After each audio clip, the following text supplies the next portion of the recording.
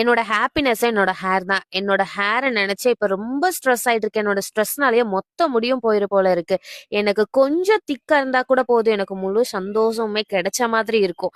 இந்த மாதிரிலாம் கவலைப்பட்டுட்டு இருந்தீங்கன்னா உங்களுக்கான சூப்பரான பேக் சஜஸ்ட் பண்றேன். இந்த மாதிரி பேக்ஸ் எல்லாம் வாரத்துல 3 நாள் யூஸ் பண்ணாவே போதும். இந்த பேக் ரெடி பண்றதுக்கு உளுந்த நைட் ஃபுல்லாவே ஊற வச்சு எடுத்திருக்கேன்.